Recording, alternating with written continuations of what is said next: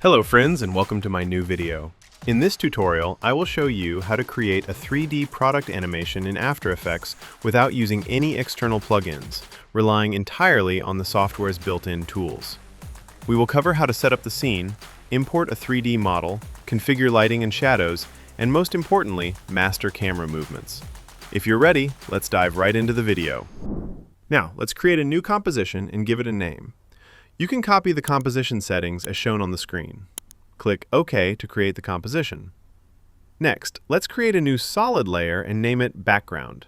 From the Effects and Presets panel, drag and drop the Gradient Ramp effect onto this solid layer. In the Effect Controls panel, adjust the Start Color and End Color to match the mood of our scene.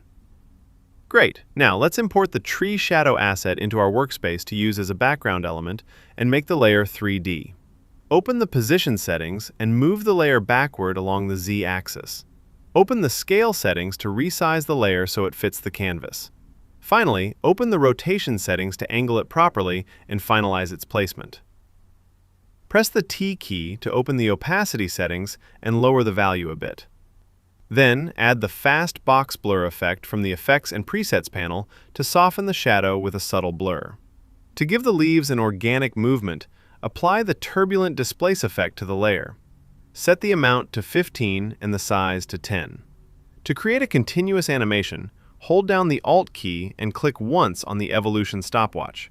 In the expression field that appears, type Time times 100. This will make the leaves look as if they are gently swaying in the wind. Finally, to add a tilting motion, open the Rotation settings and add a keyframe to the Z-axis. Move to the 4-second mark on the timeline and change the rotation value slightly. Return to the first keyframe and repeat the process here. Now, select all keyframes and press F9 to apply Easy Ease. To keep this swaying animation looping continuously, hold down the Alt key, click the Z rotation stopwatch, and type the code Loop Out Ping Pong. This ensures the swaying motion repeats infinitely, regardless of the composition's length. Now, let's build the platform where our model will stand. Select the 3D Cube tool from the top toolbar, hold down the Shift key, and draw a perfect cube on the screen. Drag it toward the bottom of the scene. Press R to open its rotation settings, rotate it by 45 degrees, and position it slightly lower. This will give the scene a much cleaner, dynamic look. Since it looks a bit too small, open the Scale settings to increase its size, then readjust its final position. Beautiful. Now, let's round out the sharp edges of the cube to make them smooth and sleek. Open the cube settings, go to Bevel Options, and change the radius value to 5. This will give the edges a softer, more rounded appearance. Finally, go to the Material section to customize the color of the cube to match our overall theme. Great! Now, let's drag and drop our iPhone model into the scene. In the pop-up window, select Make Comp Size and click OK. Hold down the Control key and double-click the anchor point icon to snap the model's anchor point directly to its center. Open the Scale settings and increase the model's size. Next, let's drag the second iPhone model into our workspace and add it to the scene by selecting Make Comp Size once again. Open its Scale settings, resize it to match the first model, and align it to the same position. To work with more precision, change the view from Active Camera to Top. Using this top-down perspective, perfectly align this model with the first one. Perfect. Now, let's create a new null object and give it a clear name to keep our timeline organized. Position the null object right at the center of the models. Select both model layers and use the Parent and Link Pick Whip to attach them to the null object. This will allow us to control both models simultaneously with ease. Open the null object's Scale settings to scale up the models to fit our composition. Next, open the Rotation settings and tilt the models sideways along the Z-axis. To fix the minor clipping issue occurring here, simply select the cube layer and drag it slightly downward. This easily resolves the problem. Nice. Now, select the null object layer once again, open the rotation settings, and rotate the models along the Y-axis to finish our initial setup for the animation. Great! Now let's add a camera to bring dynamic movement to our scene. Go to the top menu, select Layer, then New, and click Camera. Without changing any of the default settings in the pop-up window, click OK to create our camera. Next, open the camera's position settings and add a keyframe at the very beginning. Let's move to the 3-second mark on the timeline and quickly position the camera exactly how we want the scene to look at the end of the animation. Now, return to the first keyframe and freely alter the camera's starting angle. You have complete creative freedom here. Feel free to customize the camera movement to fit your project. Beautiful. Let's select all the keyframes and press F9 to apply Easy Ease. Next, open the graph editor and refine the speed graphs to ensure the transitions feel incredibly smooth. Now, let's take a quick RAM preview of our work. That looks amazing. Let's keep moving forward. Now, let's add a subtle rotational movement to our iPhone models. Select the null object layer that controls both models and open its rotation settings. Add a keyframe to the Y-axis. Move to the exact frame where the camera comes to a stop and slightly change the Y rotation value, keeping it subtle and clean.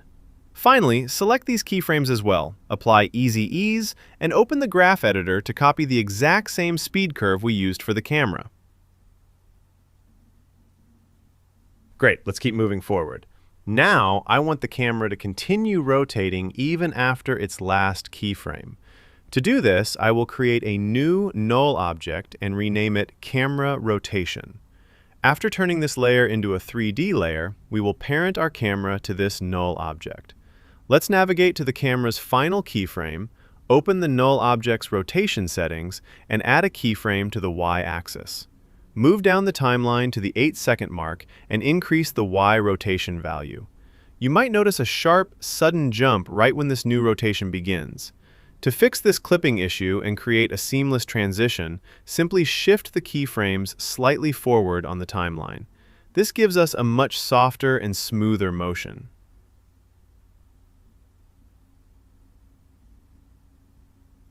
Excellent. Now, let's set up a unique spinning motion for the iPhone model as well.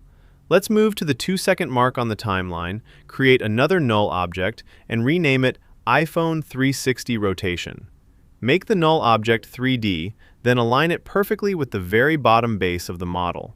To make this adjustment with high precision, switch the view from active camera to left view and position it accurately.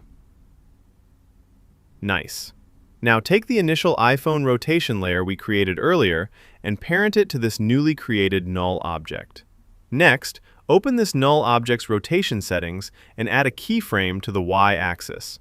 Move forward by 40 frames, set the Y rotation to 1 full revolution, and tweak the angle slightly. Finally, select the keyframes and apply Easy Ease.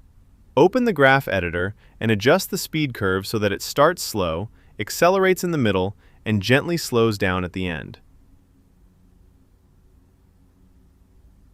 Beautiful.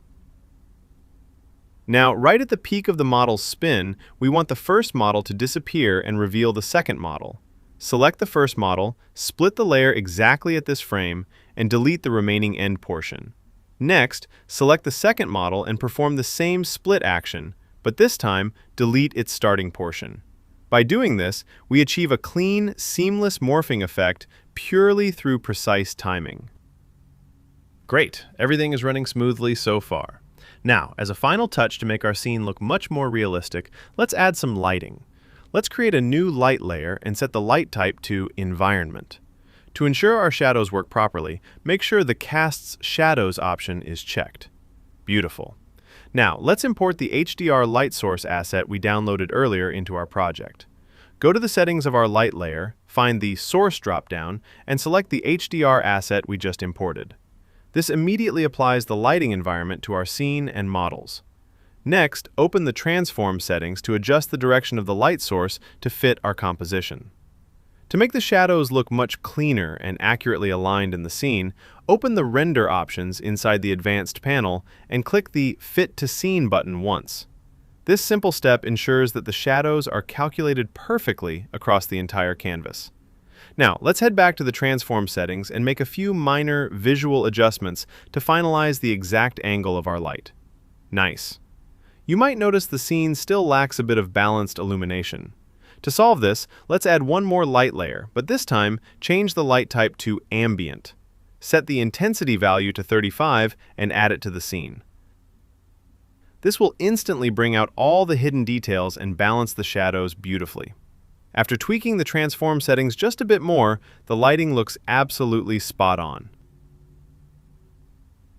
Finally, let's select all the layers on our timeline and enable the motion blur switch. Doing this will give all our animations a much more natural, fluid, and professional look during movement. And that's it! Without using any external plugins, we have successfully created a professional 3D product animation relying entirely on After Effects built-in tools. If this tutorial helped you with your project, please make sure to like the video and subscribe to the channel to stay updated on future content. Looking at the analytics, I noticed that a large number of our viewers haven't subscribed yet. Subscribing is a fantastic way to support the channel and ensure the continuation of tutorials like this one. Thank you for watching, and I will see you in the next video. Take care!